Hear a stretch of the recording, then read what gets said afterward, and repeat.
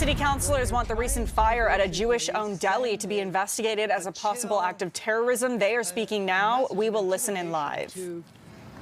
Every Jewish person that owns a business in Toronto saying that you could be next. When they have this proprietor here, what does he have to do with what's going on in the Middle East? But this was targeted for that reason. The place is now not usable, be out of commission for maybe 6 months, a year, no income coming in. And James and I are here to say we don't want this to go unanswered. We don't want this to be a pattern of more of these horrendous acts of violence.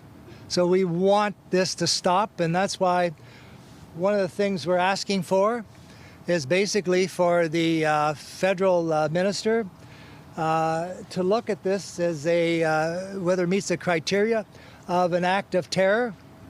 We want this investigated to see if it meets that threshold, because this is more than just an arson.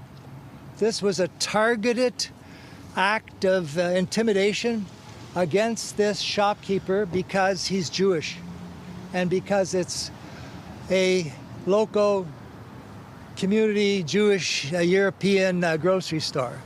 So we are also asking that we get the federal and provincial government to step up and support our local police any way they can, support the City of Toronto in dealing with this. Up until this point, we really haven't seen any support from the federal or provincial government. They're not there for whatever reason. It's Toronto on its own trying to deal with this horrendously complex situation.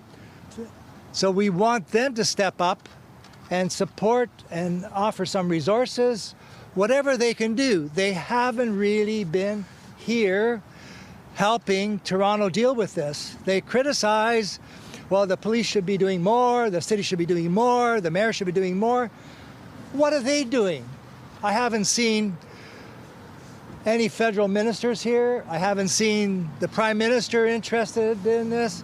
I haven't seen Premier Ford. Where are they? So we need some support. We need to work together because this is much bigger than the City of Toronto, much bigger than the Jewish community. So that's why we're calling for our partners at the federal and provincial level, especially, to step up and work and support what we're trying to do and what our police are trying to do. And believe me, our police are doing an incredible job. They've answered they're dealing with 300 demonstrations so far since October 7th. They're working around the clock. And sure, they don't do everything in a perfect way, but they are out there 24/7.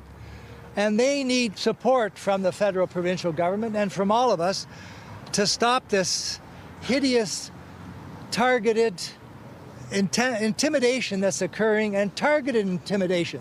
This isn't just going at Toronto or Toronto. They're targeting the Toronto Jewish community with these kinds of acts.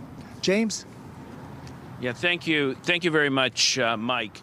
You know, historically, Toronto has had a remarkable reputation worldwide for people to come here to escape world conflict zones, to escape hate, to start new lives, to start a business, to grow a family, and to live in daily security and safety.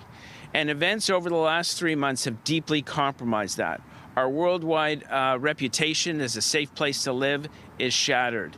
We saw angry mobs downtown standing in front of Jewish-owned business like Cafe Lander, Indigo, and Aroma, shouting hateful slogans and hateful remarks. And this is a deep escalation of that incitement. And we need all the resources we can muster from the other two levels of government to make sure that this is investigated quickly, that we find the perpetrators and bring them to justice. Because it is my view that anyone who would go to these lengths is not a one-off, that this is someone who will do it again. and we have to catch them before they do.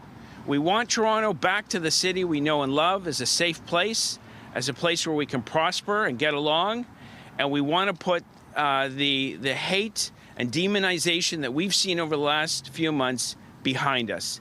But the first major step, among many, is to have all the resources of all three levels of government investigating this crime, this heinous crime, and bringing the perpetrators to justice before they can do it again.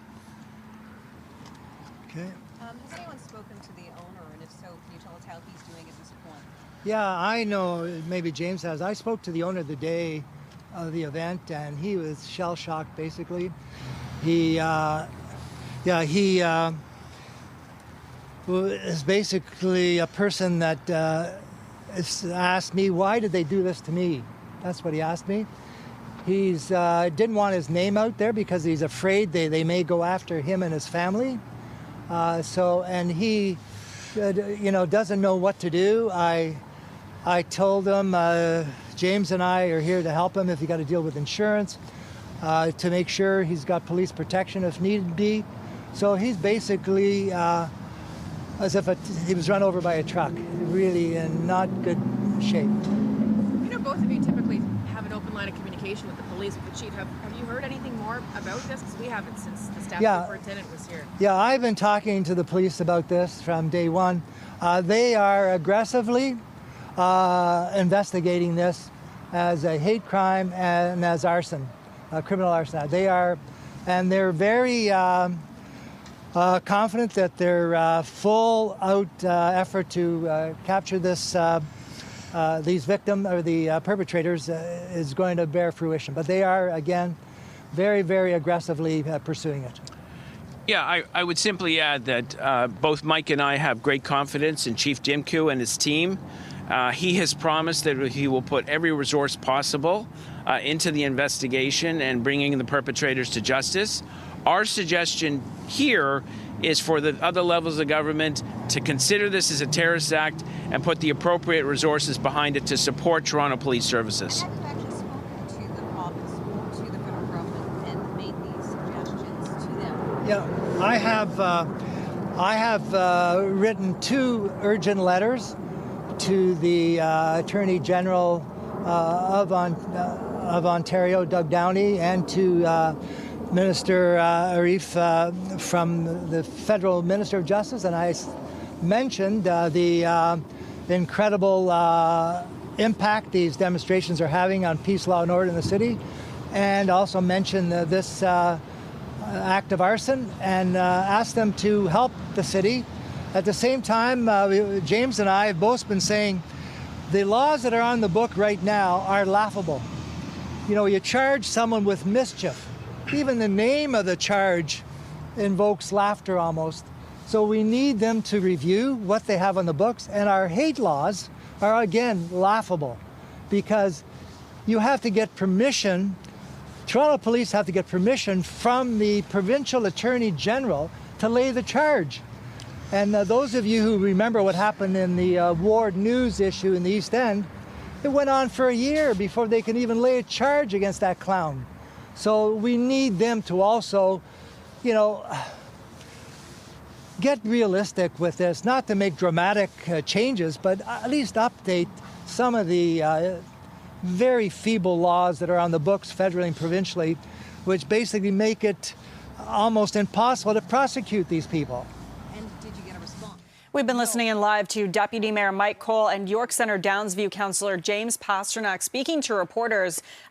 This after a Jewish-owned deli was set on fire last week in North York. And we heard both those councillors asking for the Federal Minister of Justice to do more and to treat this as an act of terror. He says this is a targeted act of intimidation against this shopkeeper because he is Jewish.